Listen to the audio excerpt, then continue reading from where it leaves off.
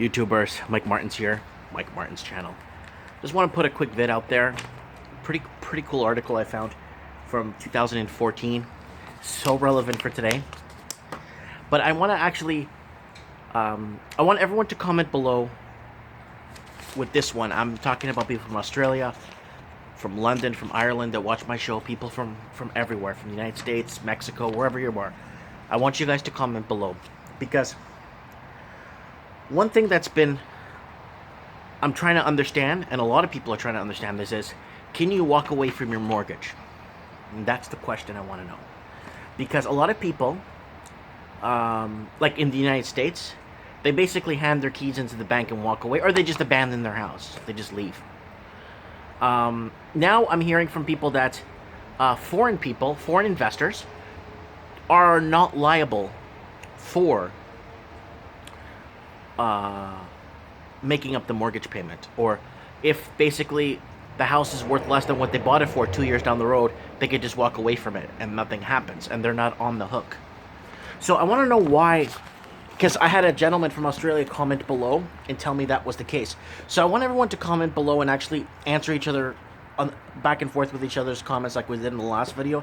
It's really important that we open a dialogue so that we kind of answer each other's questions, because I'm trying to figure this out. Like, how does this work now? I mean, do you venture into, can you go bankrupt? You can't do it on student loans, but I'm pretty sure there's other ways to around it. So let's read this article. So this article talks about this exactly, and I found this article by chance, and it's called Mortgage Prison. I'll leave a link below for you guys to read it. And it's a Starbucks cup for tips, and it's so funny. It says, "Money is the root of all evil. Cleanse yourself here." They'll basically go ahead and tip. So let's start the article. So what if you can't pay your mortgage?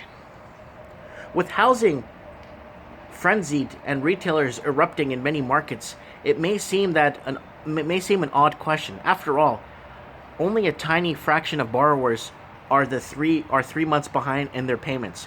But every day, more people walk into more debt. We now owe over $1 trillion in residential mortgages. Never before have so many people bought so much real estate with so little down. If an economy were to soften, rates rise, or lots of jobs be lost, then many owners might wonder, why would I continue to pay a mortgage if it is bigger than what my condo's worth?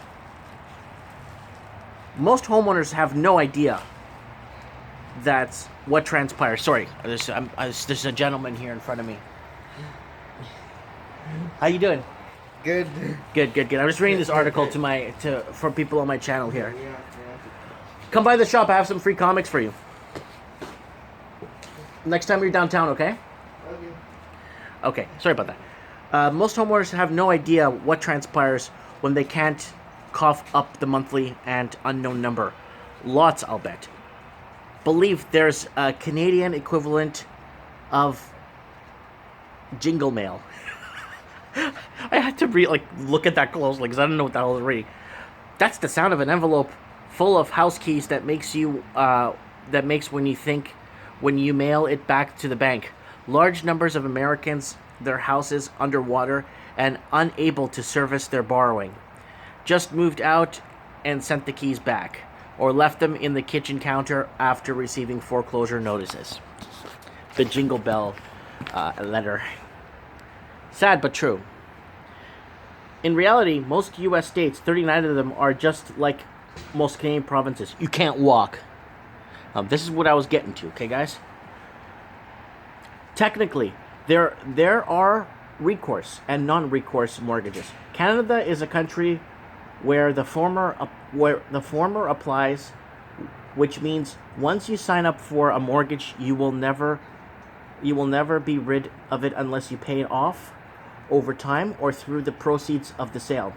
Only Saskatchewan has a non-recourse lending where deadbeat borrowers can wiggle out of debt. Most Albertans think all mortgages there are the same, but not if you have an insurance on the loan. So this is really important, guys, because this is what I've been wanting to ask you guys for the longest time here.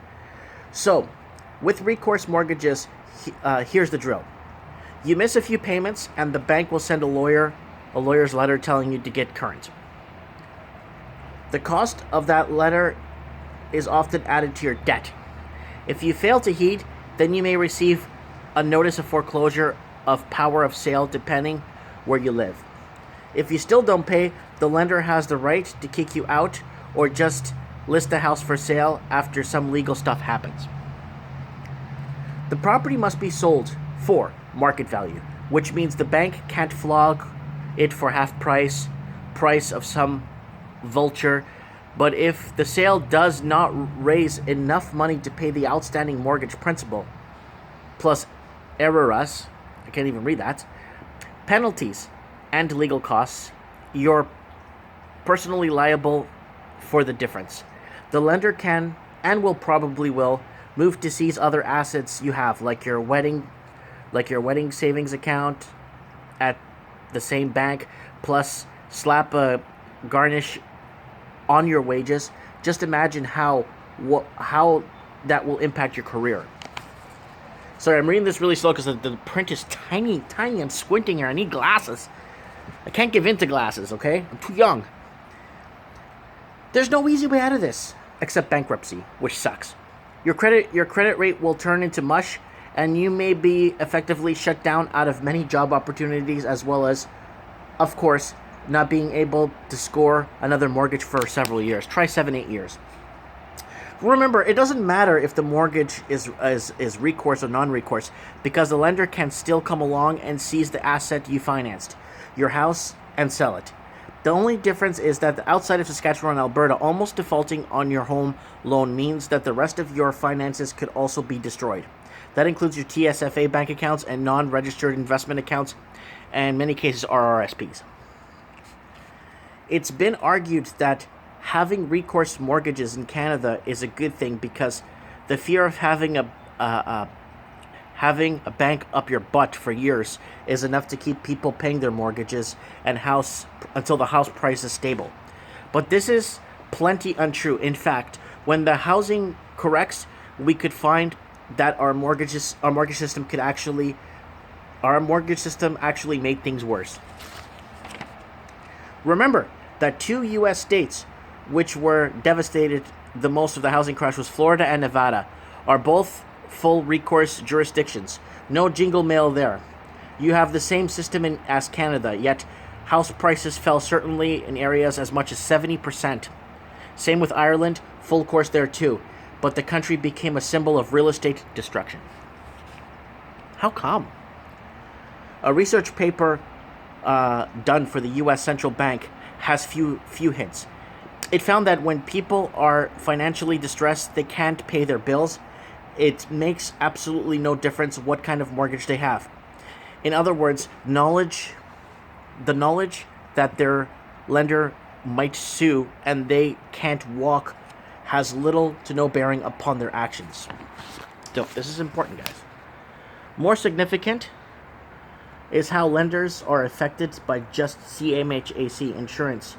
Encourages bankers to take on dicey borrowers at low rates. So does the fact that these are recourse loans. The lenders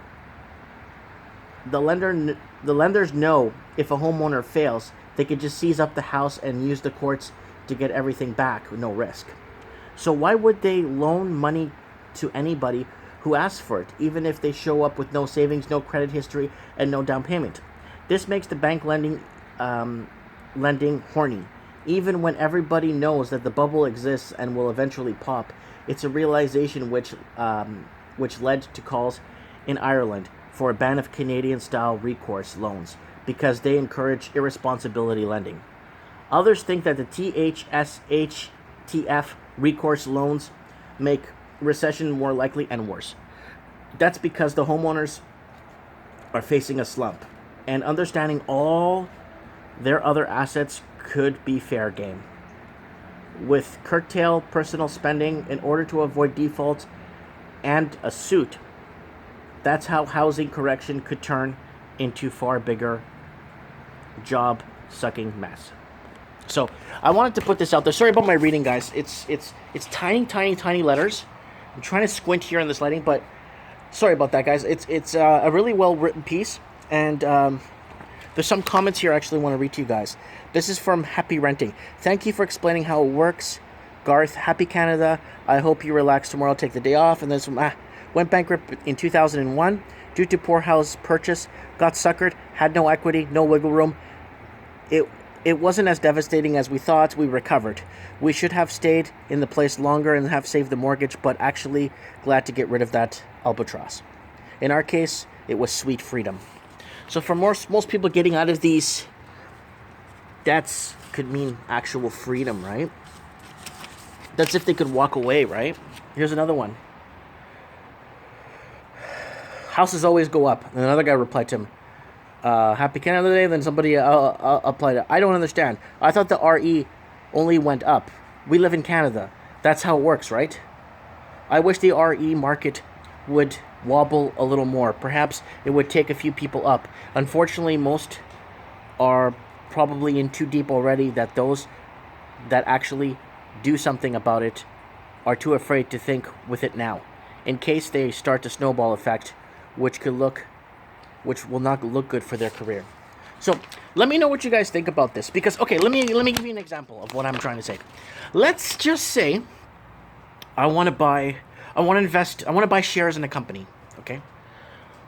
And I want to buy $100,000 worth of shares. I buy the shares, but I'm only paying a down payment. I'm putting $10,000 down, and I'm going to make payments over the next 10 years to pay off the full $100,000. But my question to you guys is, I could default on that if the company start losing value and goes down to 90 and 80. I could just walk away, lose my 10K instead of having to continue paying it. Now, foreign investing is different. I don't know why, because there's a lot of people without no proper documentation of income, no proper documentation. Most of them are students, no proper documentation of everything. It's like they're buying the stock or the house, a small percentage down or no down, and then if things go sideways, they just walk away like no one's business. So they're allowed to kind of risk it for free, where the typical Canadian that wants to get into a market, that wants to get into the market for his family and lay roots, is suckered. Do you notice? The foreclosures, or the majority of the foreclosures, are always done to people with families and people that wanted to get into the market and be part of the home ownership. You notice that? If you take a look at that, you notice that it's more that families that lose everything, and the investors, just if they could walk away, they just go walk away. I don't know. Let me know. Are you on the hook in your country if your mortgage goes sideways? I know in Australia several people have commented below and telling me that, yeah, you are on the hook, and they'll garnish your wages. They'll go after you for the rest of your life to pay off a house that's worth less than what you bought it for. Anyways, let me know what you guys think, because there is a crash coming here in Vancouver. It's already happened, and things are in decline. And keep following me here on this channel, and comment below. Let me know what you think. Hey, follow me on Instagram. I found this thing called Instagram. It's so good. Every time I post a picture and put it up, people can see it. Let me know. Comment below. Bye.